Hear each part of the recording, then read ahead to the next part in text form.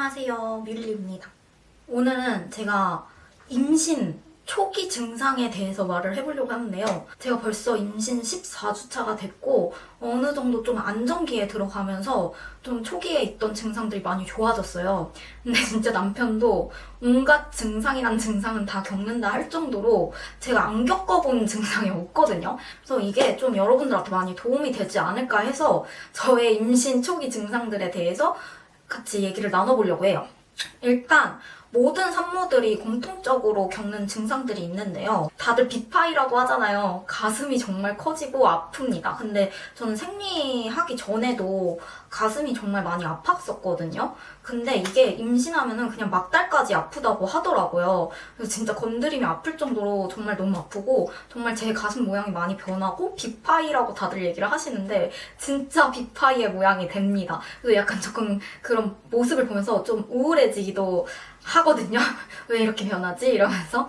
그래서 하여튼 이런 신체 변화가 있고요. 아랫배가 좀 콕콕콕콕콕 찌르는 증상이 나타나요. 이거는 자궁이 커져가면서 나타나는 증상이라고 하더라고요. 초기에 그게 조금 심했다가 괜찮아졌다가 지금 또 중기에 접어들면서 또 콕콕콕콕 증상이 있더라고요. 이게 또 아기가 또 커가면서 이제 자궁이 맞춰서 커가지면서 또 이게 콕콕콕콕 증상이 막달까지 거의 있다고들 다들 하시더라고요. 그래서 이런 증상들이 있습니다. 그리고 제가 겪었던 임신 초기 증상 중에 제일 대표적이었고 제일 힘들었던 거는 입덧이었어요. 입덧이 종류가 정말 많거든요. 저도 원래 임신하기 전에는 약간 그 드라마에서 보면은 욱 이러면서 그 임신 사실을 알게 되잖아요. 그래서 저는 진짜 그런 입덧을 생각을 했는데 제가 직접 겪어본 입덧은 그 드라마에서 보던 거의 상상 이상의 입덧이었습니다. 일단 입덧의 종류가 진짜 많은데 입덧, 채덧, 토덧, 뭐 양치덧, 먹덧 이런 식으로 있어요. 근데 저는 다행히 먹덧은 오지 않았고요.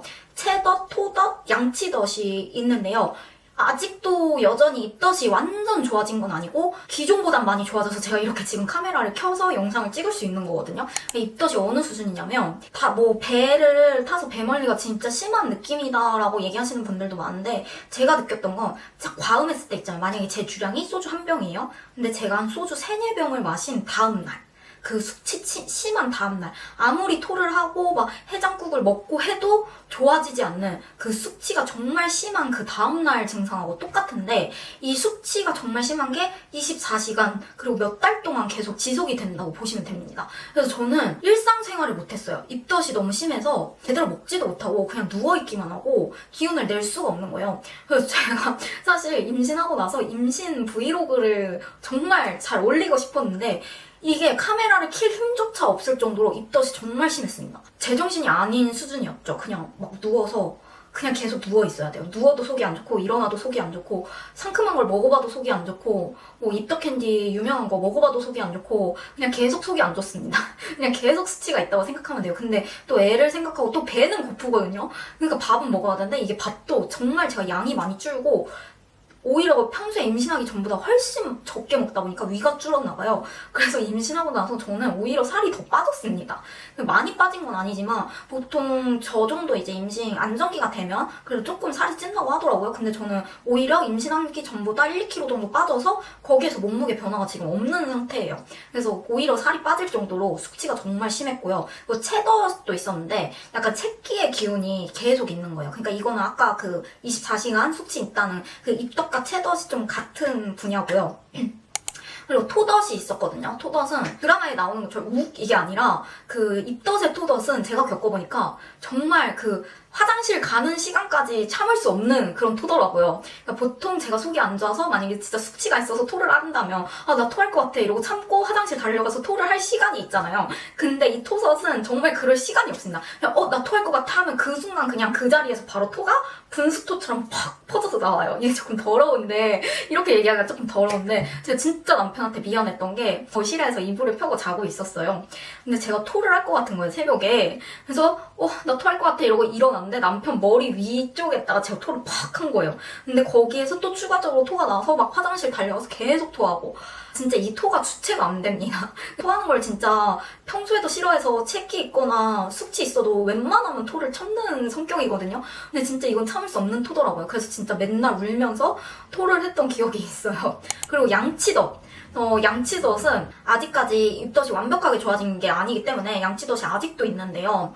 양치를 할 때마다 토할 것 같이 속이 좀 울렁거리면서 이렇게 올라와요. 근데 이게 좀 완화가 안 되더라고요. 그래서 저는 양치하는 게 조금 괴롭지만 제가 또 양치에 좀 집착하는 스타일이어서 양치를 안 할 수는 없고, 근데 양치할 때마다 제 속은 괴롭고, 이게 그냥 무한 반복이라고 보시면 됩니다. 입덧이 정말 심한 산모분들은 저는 무조건 병원에서 입덧약을 처방받아서 드시는 걸 정말 추천드려요. 저는 제일 효과가 좋았던 게 새벽 2시에 2알 먹는 게 제일 효과가 좋았거든요. 입덧약이 바로 효과가 다른 약들처럼 나타나는 게 아니라 6시간에서 8시간 뒤에 입덧 약 효과가 나타나요. 그리고 최대 한 번 먹을 때 2알까지 먹을 수 있고 하루에 최대 4알까지 먹을 수 있거든요. 근데 제가 진짜 심할 땐 4알까지 먹어봤는데 이게 병원에서 하루 최대 2알 용량으로밖에 처방을 안 해주세요. 그래서 제가 매일같이 4알을 먹다 보면은 이게 약이 금방 사라져서 입덧이 심한 때 약이 없으면 이걸 못 견디는 거예요. 입덧 약을 저는 항상 새벽 2시에 2알씩 여전히 그리고 2알씩 먹고 있습니다. 이걸 먹는다고 해서 입덧이 완전 좋아지는 건 아닌데 제가 하루 종일 누워있을 거 좀 씻을 힘 정도는 난다 이 정도고 뭐 토를 하루에 한 2번 할 걸 토를 아예 안 할 수 있게 줄여준다 이 정도의 효과가 있는 입덧 약이거든요. 근데 이것만으로도 정말 엄청 살만해요. 그래서 꼭 입덧 약 처방받아서 드시는 걸 저는 추천드립니다. 그리고 저는 다음으로 좀 대표적으로 겪었던 증상이 기침인데요. 제가 아기 때 급성 폐렴에 걸린 적도 있었고 선천적으로 기관지가 좋지가 않아요. 그리고 제가 편도가 G형이었었거든요. 그래서 편도 제거 수술을 했었어요. 그 정도로 기관지가 많이 좋지 않고 제가 그 코 수술, 비염 수술 했다고 했잖아요. 그 비염도 굉장히 심한 스타일인데 이게 임신을 하니까 기관지가 다시 안 좋아지더라고요. 정말 이것도 일상생활이 안 될 정도로 하루 종일 기침을 했거든요. 근데 지금도 여전히 기침이 있긴 하지만 초기 때보다 많이 좋아진 편이고요. 진짜 이렇게 말을 계속 할 수 없을 정도로 말하다가 계속 기침해야 되고 말하다가 기침해야 되고 그냥 이게 무한 반복이었습니다. 기침, 토, 그리고 체덧 이게 그냥 무한 반복 사이클이었어요. 임신 초기에. 한 12주가 되기 전까지는 그냥 계속 무한 반복이었다고 보면 돼요. 간간히 제가 진짜 광고가 들어와서 겨우겨우 영상을 찍어서 올리는 거 말고는 그때도 진짜 얼굴 컨디션이 좋지가 않거든요. 영상을 보면. 밤에는 기침이 더 심해져요. 그래서 잠을 잘 수 없을 정도로 기침이 심해지고요. 코로나인 줄 알고 제가 코로나 검사도 여러 번 해보고 했는데 코로나도 아니고 병원 가면은 감기도 아니래요. 그냥 단지 기관지에 염증이 생겼다. 이렇게 얘기를 하더라고요. 근데 산부인과 원장님이 제가 기침이 너무 심하니까 안타까워가지고 이비인후과를 추천을 해주셨어요. 그래서 그 이비인후과에서 최대한 산모가 먹을 수 있는 약을 처방받아서 먹었는데도 기침이 좋아지지 않더라고요. 그래서 저는 그냥 계속 따뜻한 물 마시고 도라지 달인물 마시고 뭐 배도라지 먹어보고 사탕을 물고 있으면 기침이 조금 덜 나오거든요. 그래서 저는 밤에 사탕을 물고 자지 않으면 잠을 못 잤어요. 기침 때문에. 그 정도로 조금 많이 괴로웠습니다. 뭐 아까 앞에서 잠깐 말했듯이 제가 비염이 심했잖아요. 근데 비염 수술하면서 비염이 좋아졌는데 이게 비염 수술을 한 지 얼마 안 됐는데 임신을 하게 되면서 비염이 다시 심해지는 거예요. 그래서 이게 진짜 비염 수술한 게 하나도 소용이 없을 정도로 다시 비염이 또 심해졌습니다. 그래서 코가 계속 막히고 콧물 나오고 비염 때문에 기침이 아닌 재채기가 계속 나오고 그래서 이것도 정말 무한반복 이거요. 비염은 아직도 진행 중이고 기침도 여전히 밤 되면 조금 또 심해져가지고 여전히 기침이 있지만 초기보단 많이 좋아졌다. 그리고 이거는 많은 산모분들이 겪는 건 아니고 제가 좀 특이 케이스라고 할 수 있는데요. 전 임신을 하면서 갑상선 기능 저하증에 걸렸습니다. 그래서 지금 여전히 매일 아침에 같은 시간마다 알람을 맞춰놓고 갑상선 약을 먹고 있는데요. 이 갑상선 수치가 낮아지면은 태아 때 초기에 직접적으로 뇌에 영향을 줄 수 있는 게 엄마의 갑상선 수치인데 이 갑상선 수치가 낮아서 태아한테 가지 않으면 뇌 발달에 문제가 생긴다고 해요. 그래서 초기 때부터 지금까지 계속 갑상선 약을 먹고 있거든요. 신지로이드라는 갑상선 그 수치를 조절해주는 그런 약을 먹고 있어요. 그리고 매달 한 달에 한 번씩 병원에 가서 피검사를 해야 됩니다. 제가 임신하고 나서 그냥 기본 임신 검사를 할 때도 피검사를 해야 되고 그리고 갑상선 수치 때문에도 피검사를 해야 되고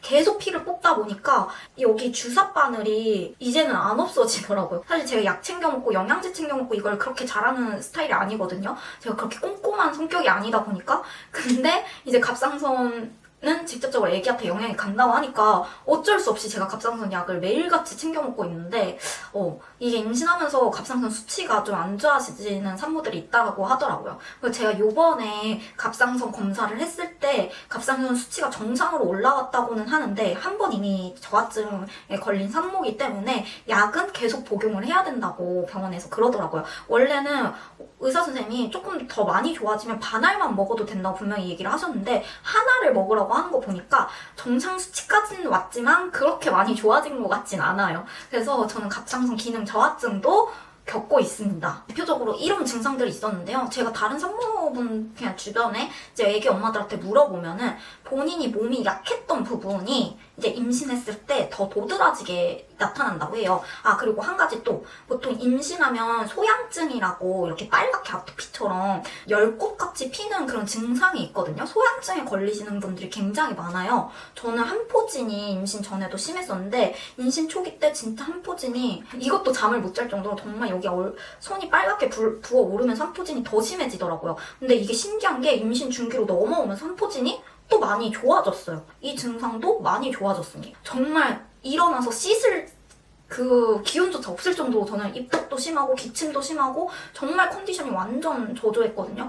그나마 제가 컨디션이 좋은 날은 남편이 쉬는 날. 남편이 쉬어서 남편이 좀 옆에서 뭔가 저를 서포트해주고 저를 뭔가 밥도 챙겨주고 하면서 저를 도와줬을 때 그나마 제가 남편하고 잠깐 어디 밖에 잠깐 나갔다 올 수 있었고 심지어 밖에 나가서 외식을 할 때도 잘 먹지를 못했습니다. 저는 임신 초기 때 너무 힘들었어서 이제는 다시 둘째 생각은 안 할 정도로 진짜 임신 초기에 다양한 증상을 겪어왔는데요. 제가 주변에 애기 엄마들이 되게 많은데 애기 엄마들한테 물어보면은 저같이 많은 증상을 겪었던 애기 엄마들이 별로 없더라고요. 그 누구도 저에게 임신하면 이렇게 힘들다고 알려준 사람이 없었어요. 엄마가 되는 거는 정말 아무나 되는 게 아니더라고요. 임신 전에도 그렇게 느꼈지만 세상의 모든 엄마들이 정말 대단하다고 느껴지고요. 정말 임신 힘듭니다, 여러분. 하지만 예쁜 아기를 위해서, 건강하게 태어날 예쁜 아기를 위해서 이것도 제가 다 감수해야 될 거라고 생각을 하고 한층 더 뭔가 제가 성장해 나간 것 같아요. 이번에 임신 초기 증상들을 겪으면서. 그래서 이렇게 영상을 찍어봤습니다. 오늘도 영상 봐주셔서 감사합니다. 다음에 더 유익한 영상으로 만나요. 안녕.